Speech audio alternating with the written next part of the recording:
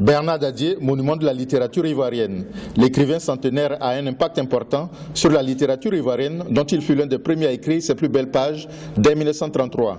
Écrivain prolifique et engagé, Bernard Dadié a vécu les valeurs qu'il promeut dans ses livres.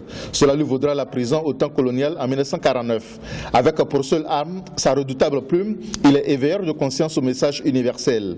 Les jambes du Fils de Dieu, Béatrice du Congo, Un nègre à Paris, Le paille noir ou Les voix dans le vent, les œuvres de Dadié sont toujours d'actualité. Clembier est un roman intéressant pour les jeunes, où on raconte l'histoire d'un jeune, une sorte de roman d'apprentissage.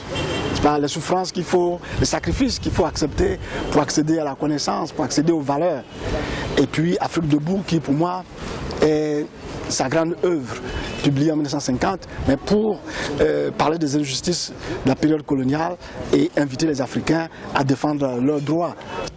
Bernard Dadié a été ministre de la Culture de Côte d'Ivoire de 1977 à 1986. Farouche militant pour la liberté depuis la période coloniale, Bernard Dadié est toujours engagé politiquement à la tête du Congrès national pour la résistance et la démocratie.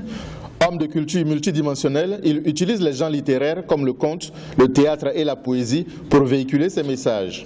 Il sait chaque fois de nous faire saisir un élément de la vie à titre de morale ou bien de direction à suivre.